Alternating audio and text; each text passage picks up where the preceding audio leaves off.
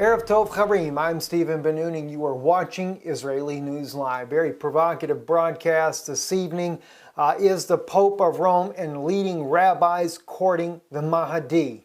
The Vatican's quest for a Muslim Antichrist is seeming to backfire on them at this point now. This is a very provocative message that we're going into tonight. It is really something, as I have did the research, did the background on this broadcast. It has taken twists and turns one way and the other. It has been shocking to myself as well. And what we're going to talk about this evening, no doubt, is going to shock you as well. I do know there is a lot of people that are wondering who is the Antichrist. We have always held to that it is the Pope of Rome. And even after this evening, I still hold to my claim and my passionate faith, and I try to be very objective of this, that as far as a Mahdi, this is something the Vatican has tried to fabricate from the early days, wanting to distract the people from knowing who they really are. You have to remember, the Church Fathers, all the way down through time, have always taught that the Vatican has been your number one enemy. That is where the Antichrist seat resides at. It's only been in modern times with modern teachers that have actually changed the tide and brought in the theory or the ideology as that there would be a Muslim Antichrist. And they have really pushed this hard, especially using the Koran as the backing for the idea of the Mahdi. Well, tonight's broadcast is going to shed some interesting light on that, something I did not know myself. But anyway, let's get right into this and without any further delay. Those of you that might remember this photograph here is Pope Francis there with Rabbi Yeshayahu Hollander. Yes, he is there giving him a book. We spoke about this because why Rabbi Hollander was the defendant for Pope Francis during the famous trial last year during September, where the Sanhedrin Council had accused Pope Francis and Barack Obama of incitement of violence against the Jewish people. And it was right here, the very rabbi you see in this picture here back in 2013, the picture was taken of Rabbi Hollander there giving a gift to Pope Francis from his very dear friend, philosopher, as he's considered to be, Adnan Oktar. So we did a story about this, not so much about Adnan, but we were doing it about the Pope of Rome and their Rabbi Yeshayahu Hollander.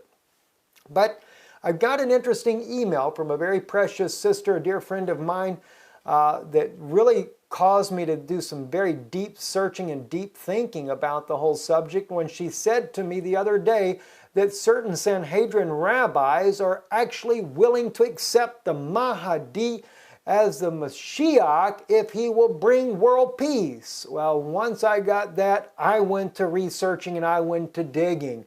And I have dug yesterday and pretty much the entire day today looking to find out where did this come from, where is it leading, and what's going on. It took me back through the history of Israel here the last few years, some of the major leading stories that we have been watching about the coming of the Third Temple, etc. And it has totally blown my mind away to find out how duped we have been in believing some of the reports without doing our own homework.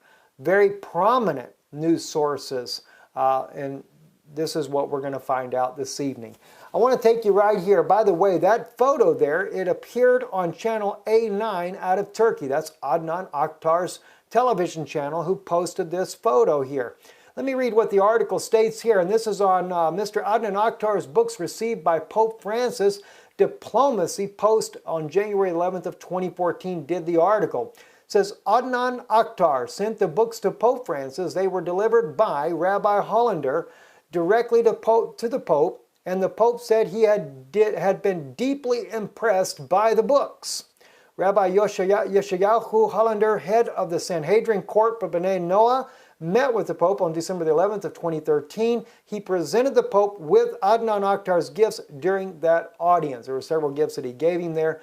The Pope, as you can see by the photograph there, was very pleased to get them. Later expresses that he was deeply impressed by the books there.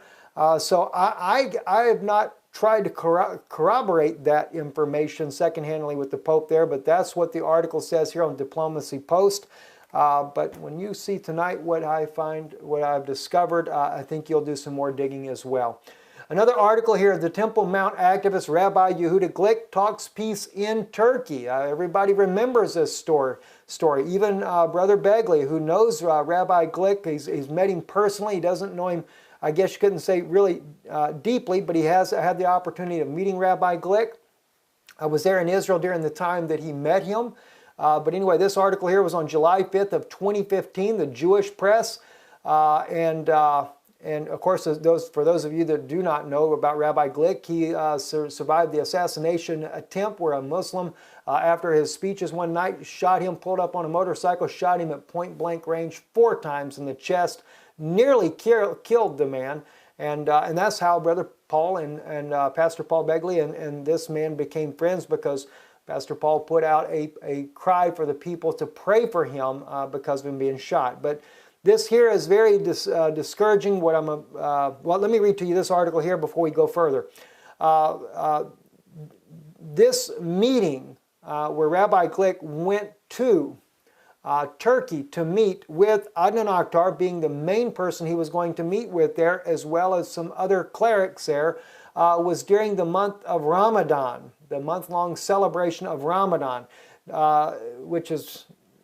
that's just a serious issue. Anyway, Temple Mount activist Heritage Foundation head Rabbi Yehuda Glick traveled to Turkey last week to talk about peace. Glick, who traveled to Istanbul with Likud Party Druze member Mindy Safadi, met for discussion with Islamic officials and those of several other faiths. Local sources told JewishPress.com, that's the article where this is from, okay? The conversation between Glick and the Mufti was very friendly and described the atmosphere as cordial. Glick's views on peace, particularly importance during Ramadan in an Islamic nation whose bond with Israel has faltered in recent years, were well received, the source said. Even Rabbi Glick mentioned about how that it was, you know, people asking, was you scared going there? He said, no. He said, I wasn't scared at all. And I'm going to get ahead of myself. Anyway, let me give you a little bit of background, though, about Ramadan, because some people may not know where Ramadan actually comes from. We just take it as an Islamic tradition. But according to Dr. Rafat Amari of the Religion Research Institute.org, he writes this: Ramadan was originally an annual ritual performed at the city of Haran. Similarities between the Ramadan and Haran and the Islamic Ramadan. Although the fasting of Ramadan was practiced in pre-Islamic times by pagans and Jiliyah, it was introduced to Arabia by the Haranians. Haran was a city of the border between Syria and Iraq, very close to Asia Minor, which today is Turkey. Their main deity was the moon, and the worship of the moon they conducted a major fast which lasted 30 days. It began the 8th of March and usually finished the 8th of April. Arabic historians such as Ibn Hazm identify this fast with Ramadan. Okay, so kind of an odd thing to throw into the Islamic way of doing, but that kind of seems to be the trend in other faiths as well, taking on pagan traditions. But anyway, Adnan Oktar here, the very man that you saw in the picture with Rabbi Glick, who he met with as well. This is from one of the many videos I have watched about this man here, trying to get an understanding of who he is, especially in light that he gave these books, these gifts to the Pope of Rome. And the Pope being impressed by them. Who is this man? Because he also is very passionate for the building of the Third Temple. In fact, he is the key source of why you see so many articles that Turkey, coming out that they're saying that the Muslim people are for the building of the Third Temple. Anyway, it says here, let us build the temple. This is his own words. Let us build the temple of Solomon at once and the lovely palace of the prophet Solomon. Now that is Adnan Oktar's own words right there on his television A9. And this was an article on WND, Muslim leader wants the temple rebuilt. All right, now watch what the article states here. This was on August the 6th of 2009. In a historically unprecedented development, a famous Turkish Muslim leader and prominent group of Israeli rabbis have joined together on one of their declared goals to rebuild the Jewish temple in Jerusalem. Adnan Oktar, who uses the pen name Haran Yahya, is a controversial but highly influential Muslim intellectual and author with over 65 million of his books in circulation worldwide. Oktar recently met with 3 representatives from the re-established Jewish Sanhedrin, a group of 71 Orthodox rabbis and scholars from Israel, to discuss how religious Muslims, Jews, Christians can work together. Now, I saw the article myself when it came out back in, 6 years ago, now almost 7 years, going on, well, about 6.5 years. And like many people, it was very odd to see that there was a Muslim group that was interested in building the temple. But when I read the article, as so many people did, many people reported about these things, I am thinking the same, no doubt, that, why would the Muslim people want to be part of the building of the third temple? It just seemed odd. And you also assume that you're thinking of Muslim clerics. You're thinking of the religious, that there is a religious group of Muslims that want to do it. Well, this man is religious. He is I would consider him more of a cleric than just as they put in here about him, an intellectual. Some people call him a philosopher. But it's going to be interesting what you're going to find out about this man. Anyway, so I was listening to one of these videos and it said the Pope knows about the Mahdi and Jesus the Messiah.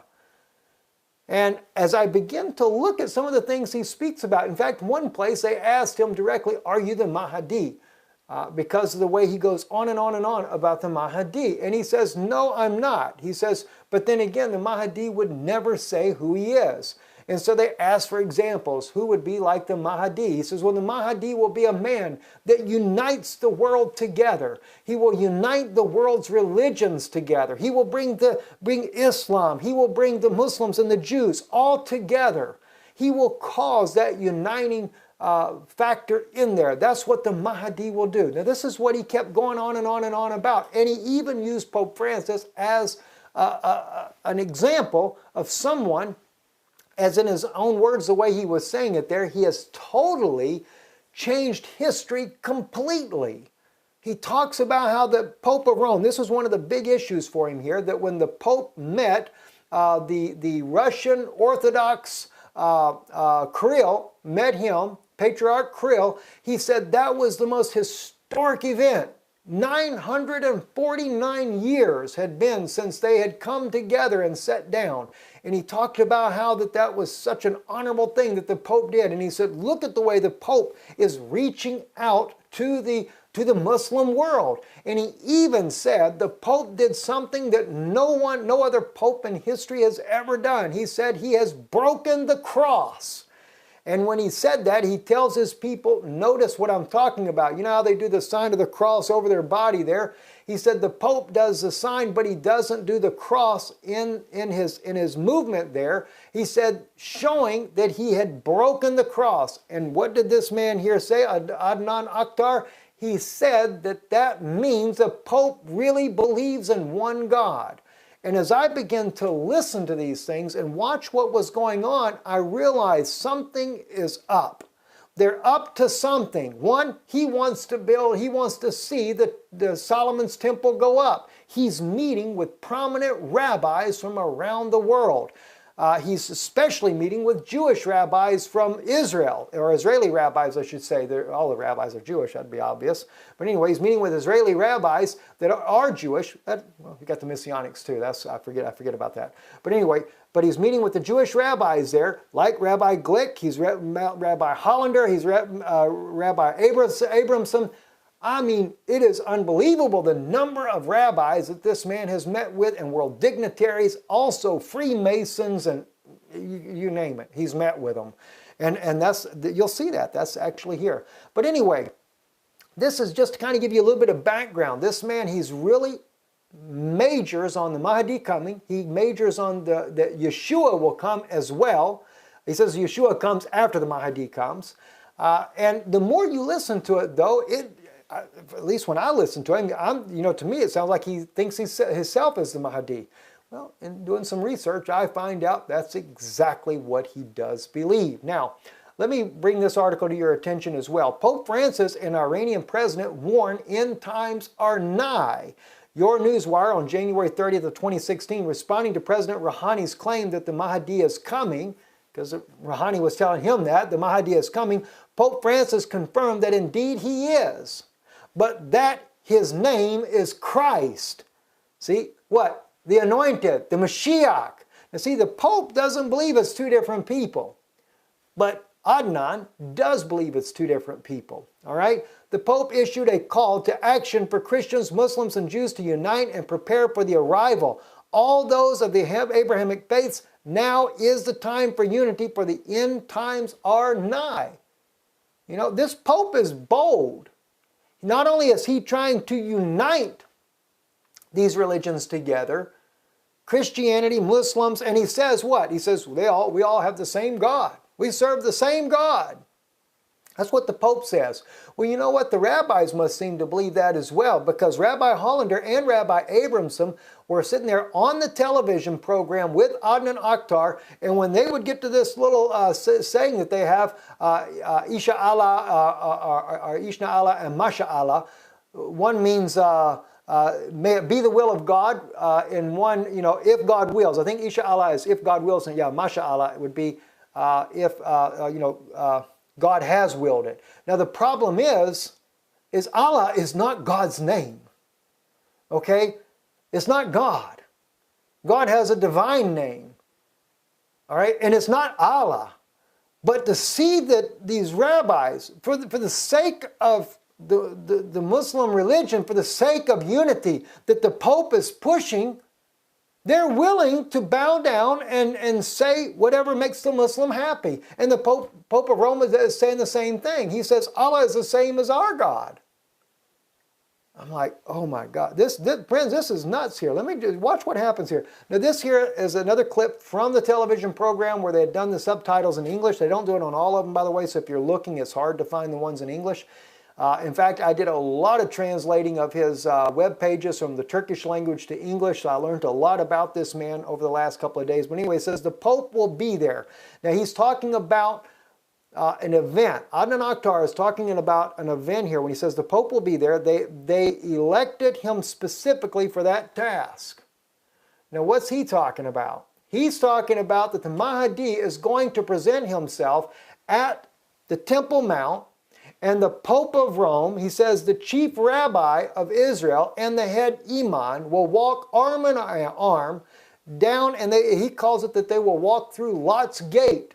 Now, I'm not sure. If you guys know where this thing is, Lot's Gate, I don't know about Lot's Gate. None of the gates in historical part of Israel that I'm aware of was ever called Lot's Gate. Maybe there is. Maybe there's something the Muslims believe that I don't understand about. But anyway, he said that gate will be open for the first time in 4,000 years. He said, and they will walk through there. He says, and when they do, he says, the religions will finally be united and they will lay the first cornerstone for the third temple. Now that's his way of thinking. That's why he says the Pope will be there. They elected him especially for that task.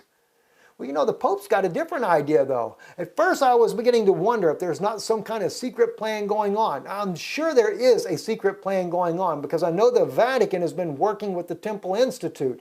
And we already know the Temple Institute is now bringing in the Kohanim. I'd gotten a very interesting letter. Could never corroborate it, so I haven't said much about it as of yet. But they say, according to the letter that I received, that there is a secret plan for a mass that will be done on the Temple Mount with the Pope present there, and as well with certain rabbis from the Temple Institute there to do a specific mass there. Now, I don't know, I cannot confirm that. I've never been able to corroborate that information, so I don't say much about it. So there again, that's only speculation at this point.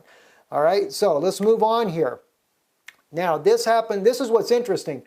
this guy here, the Adnan Oktar, is constantly talking about how the Pope is going to come there. They're going to all meet up together and they're going to walk arm in arm. I know the Pope, though, is trying to do the same thing that Adnan Oktar is doing, and that is to bring a unity. And undoubtedly, the Pope is using Adnan Oktar to be a part of this because the Pope receives his book from Rabbi Hollander and as well commends his book by saying it was very moving. So there's something going on here, but the question is, does people know just how odd this man really is? You're going to find out in a moment.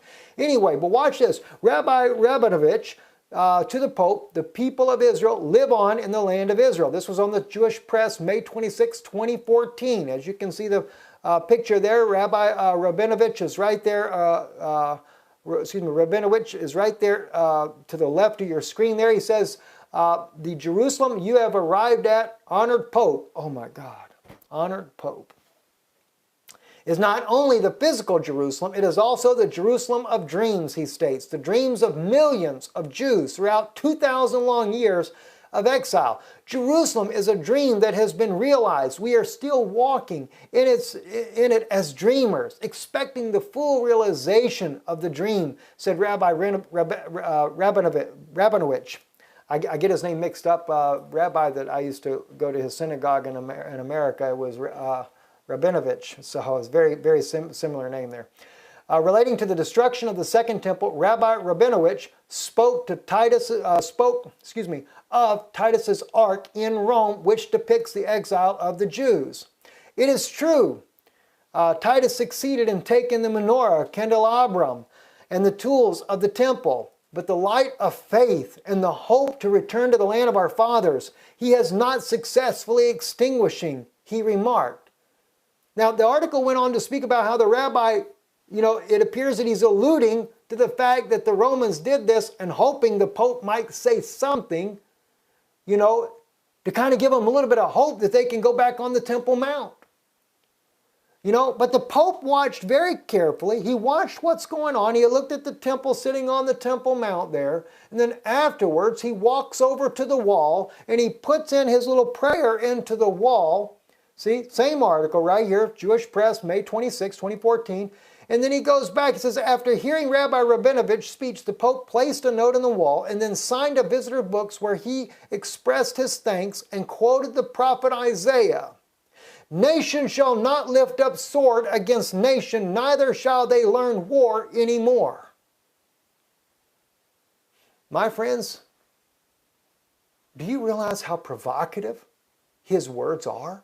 Do you realize, not just provocative, to me, it is a statement.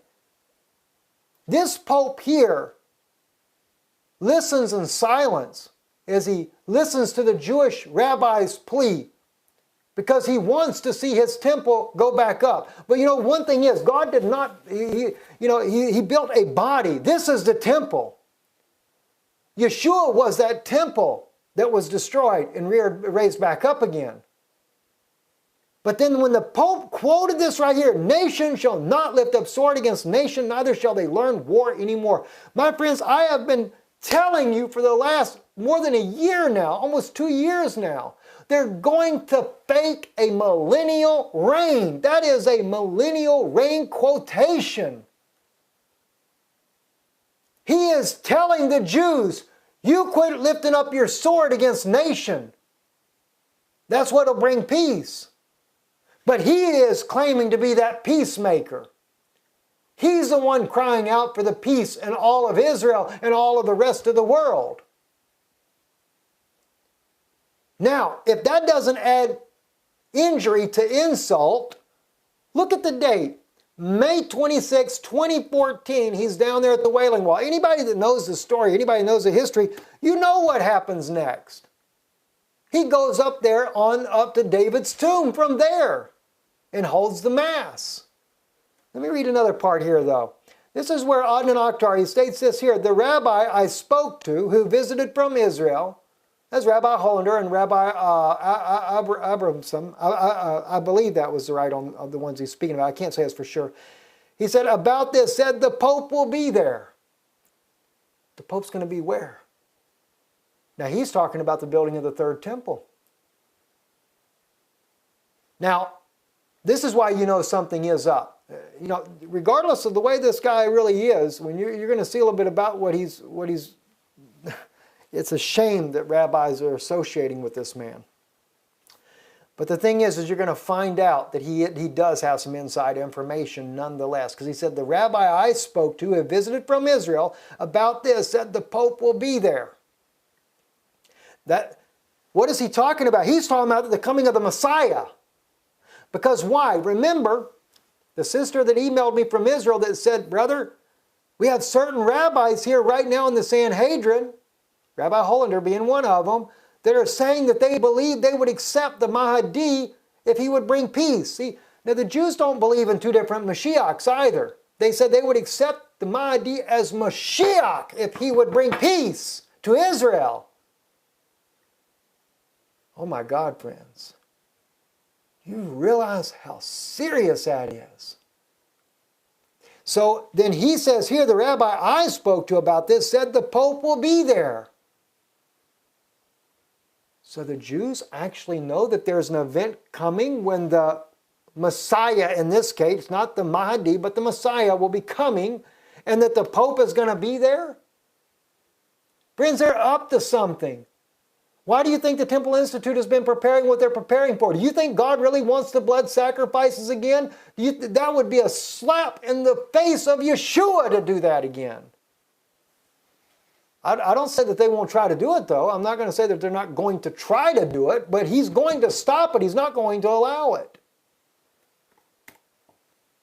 As I said, though, May 26, 2014, just like you just saw in the Jewish press in the article there where the Pope was at the Wailing Wall, same day, Pope says to them, nation won't rise against nation and he won't lift up sword anymore. Then he goes over there to King David's right there at his throne there. It goes up there because why? Remember, Israel had given the Pope a Roman official seat the year before at King David's tomb.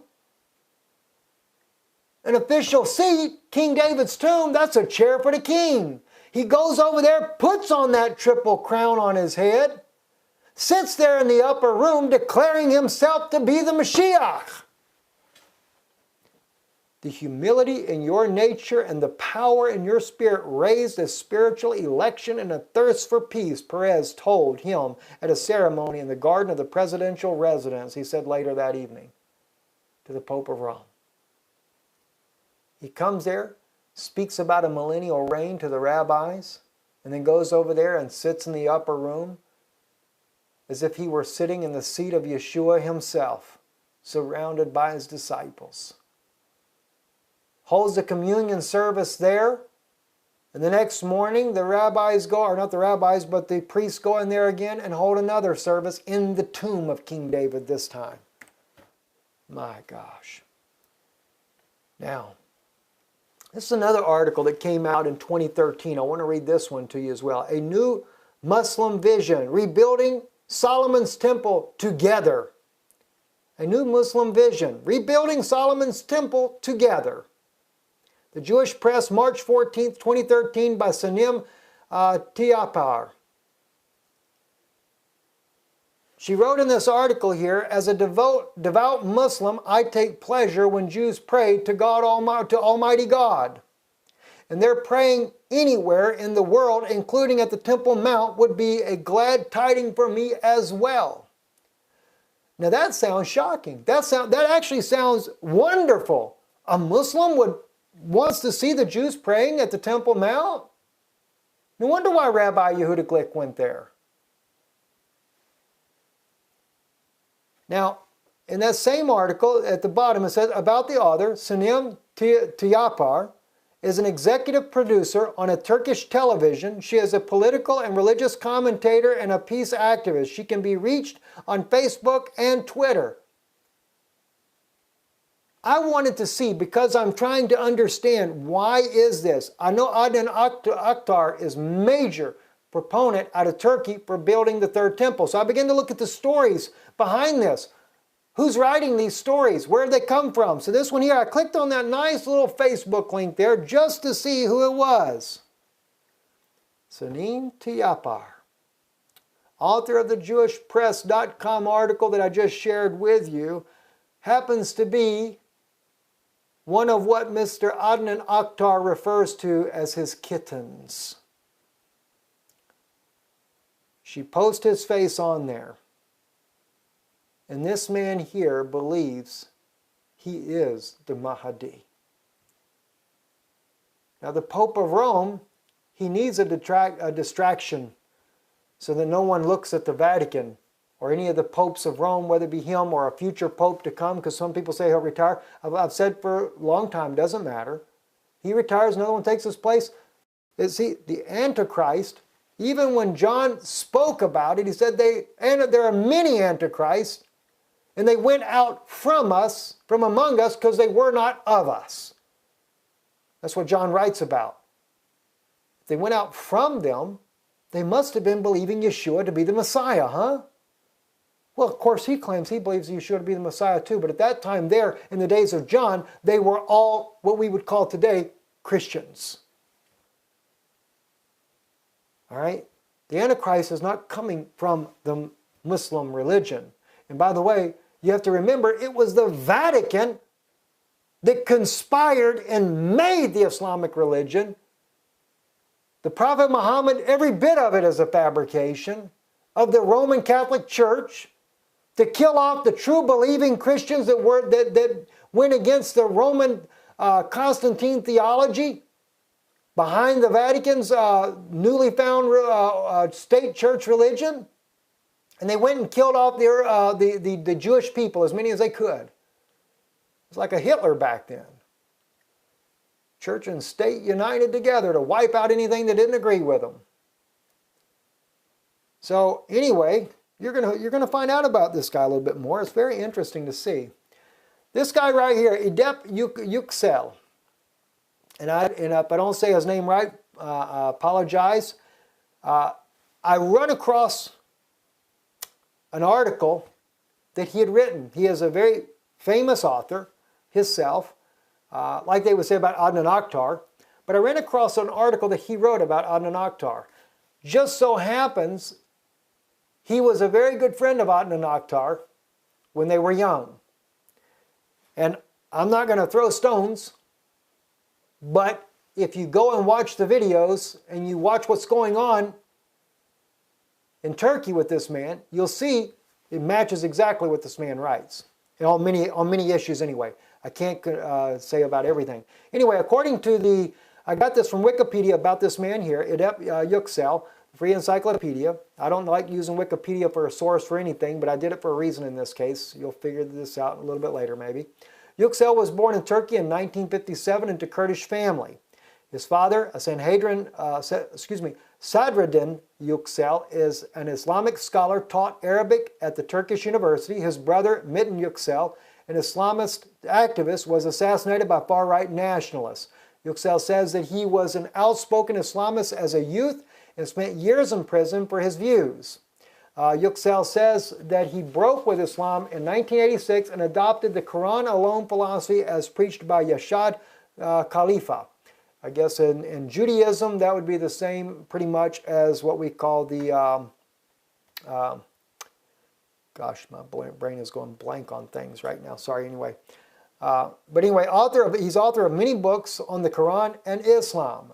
From what I understand, he had sold millions of books in Turkey back when he was an author there. He says he now teaches philosophy and logic at Pima Community College and medical ethics and criminal law courses at Brown Mackie College. All right, that's just to give you a little bit of background about who the man is. But anyway, this is something that he wrote in an article is entitled, Who is Haran Yahya? And by the way, we already saw this a little bit earlier. That is Adnan Oktar. That is a pen name that he uses on the books that he is supposedly the authors of. An Islamic creationist cult or an Islamic recreational sex cult is what he titles the article. As the author Edep Yuksel reveals his views about Adnan Oktar. This is what he writes. And by the way, the man that's standing there with Adnan Oktar is a Freemason. You can see the little sign on his chest there. And he does say in another interview where I was watching him that not only the Pope of Rome will be there when the Mahdi comes to the Temple Mount, but he says it would be the Pope of Rome, it'll be the head imam, it'll be the head rabbis of Israel, and it will also, he said, will be the Freemasons and the Knights of Templar will be there. I'm like, this is really wild. Anyway, according to Yüksel, he says he was extremely obsessed with recruiting the handsome children of the rich people wearing expensive clothes. He was not interested in guiding poor people. Adnan had danced among many contradictory positions, but the single conviction he has maintained since early 1980s is Adnan Oktar is the promised Mahdi. All right. Who is, again, the same article here by Yüksel. He goes on to say, I tried to tell him that the hadiths about Mahdi were among the most fabricated and unreliable hadiths, even according to the lousy standards of hadith experts. They were fabricated by the supporters of Umayyad and Abbasid dynasties to promote the interests of the sultans. His take on Masons and Zionists is just a strategy to get him into international fame and popularity, to finally announce his mission to the world. His cult resembles the modus operandi and moon of Scientology cult, targeting affluent people and exploiting their resources. Now that's what he writes here. Now, the one thing I want you to notice, though, that he said, and I did not know this, I already knew as far as the Quran itself, this was nothing but a fabrication of the Catholic Church. That was brought out by the former Jesuits there from the Catholic Church, been more than one, but definitely has been exposed by the former Jesuits of the Catholic Church there that it indeed was done. It was Cardinal B that did the lecture on this. And it was actually the former Jesuit priest there, Alberto Rivera. That's who it was. I knew I had to think just for a second there. Alberto Rivera was the rabbi, or excuse me, the former Jesuit for the Catholic Church that came out and exposed what he had learned from Cardinal B there at the Vatican about the creation of the Muhammad, or the Muslim faith there. And Muhammad, how that Muhammad had married Kaji, who was well known to be a Catholic girl that was part of the Catholic faith there. And she was brought in, a very wealthy girl, to bring Muhammad in. And they ended up making sure that they got married, and then all kinds of things that happened in order to be able to write the Quran. They said that Muhammad did not know how to write, that it was actually written by Catholic monks in northern Africa. Very interesting story you can look at and go into. But anyway, but let's take the objective side here for just a moment. Let's say that the Quran was written by Muhammad. Okay, just from an objective standpoint here. And when you read right here, though, that according to Yüksel, that the hadiths, by the way, the hadiths is one of the chapters in the Quran that speaks about the coming of the Mahdi. When he says here that the hadiths were fabricated and that they're unreliable, that got my attention. I'm thinking to myself, well, wait a minute, you got to be kidding me, because there's so many Christian theologians, ministers, and everything that are quoting about the coming Mahdi, that it's going to be the Antichrist. We know, for one, I don't use the Quran as my plumb line for determining biblical prophecy. You know, clearly we have the prophets of Israel that have prophesied. We have the apostles that have prophesied. John has prophesied of the things that are going to happen in this world. John spoke about the coming of the Antichrist. We see the prophets prophesying of the things that would happen in modern days and that are coming to pass. The last thing I want to do is start quoting as prophecy from a Quran that I know that the Vatican clerics themselves have forged in the first place. And then to find a faithful, Yüksel is a very faithful Muslim.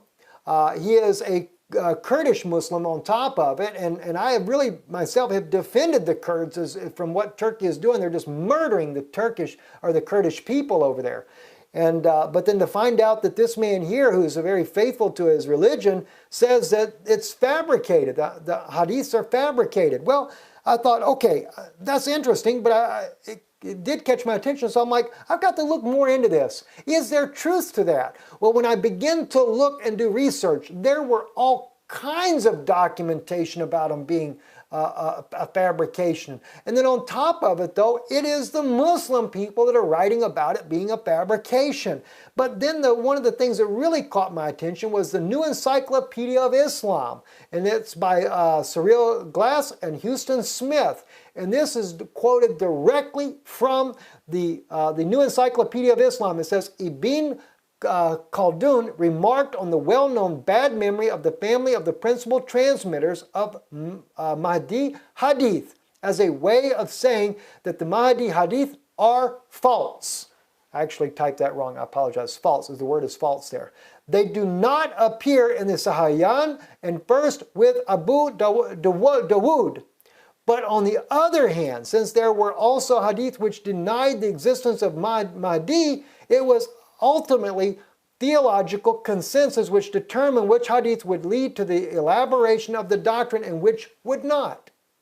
So they're saying that they're a fabrication, but then they're also saying there's one set of them that says that there's not going to be a Mahdi, then there's another set that there is a Mahdi, and then they say that it was never in the actual Sahihain, being an older version of the Quran. So this is fascinating to me to find this out, that all the prophecies of the Hadith or the Mahdi Hadith are totally a fabrication. Shouldn't have even been there to begin with. So it just leads to one issue after another. Anyway, Adnan Oktar, this is a little bit about him that was on Wikipedia as well. And I only use this as a secondary source in light of what Yüksel is writing in his article about who is Haran Yanya, which is Adnan Oktar's pen name. It says, Adnan Oktar, born February 2nd, 1956, also known as Haran Yahya, is a Turkish author as well as Islamic creationist. In 2007, he sent thousands of his unsolicited copies of his book, The Atlas of Creation, which advocates Islam as creationism, to American scientists, members of Congress, and science and museums. In more recent years, Adnan Oktar has been known for his television evangelism on his TV channel A9 TV, noted especially for featuring kittens, his female devotees. His organization is commonly referred to as a cult, and he has been described as the most notorious cult leader in Turkey. Oktar filed more than 5,000 lawsuits against individuals for defamation in the last decade and led to blocking of a number of prominent websites in Turkey. All right, so this is what they're saying about him. Now, when it speaks about the kittens, now you might know why they say that. And I hate that I even had to bring this photo up on here. I feel for the women as well because they're being exploited. If you watch his television program, the most provocative women that you'll ever see on television, every one of these poor women have been to a plastic manufacturing shop and have been totally redone. And then he puts them up there, especially on the television. They're just half-dressed, everything else you can imagine, and everything sexual can be there for anyone to see. Okay? This here, again, going back to Yüksel, he says, it would be in the best interest of the naive and young pupils to join his cause, since soon he will be ruling the entire world and they would be his lucky and powerful aides. He says this kind of facetiously. He says, besides, the cult provides a holy club for the children of the rich and well-connected.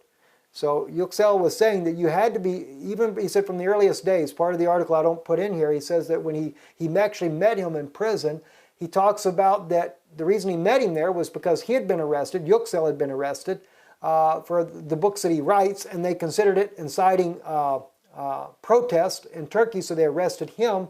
But he was recognized by a doctor at the prison as being that famous author, and to protect him, he pulled him out of the main part of the prison where the murderers, convicted murderers, etc., robbers and stuff were at, and he moved him to the infirmary section of the prison.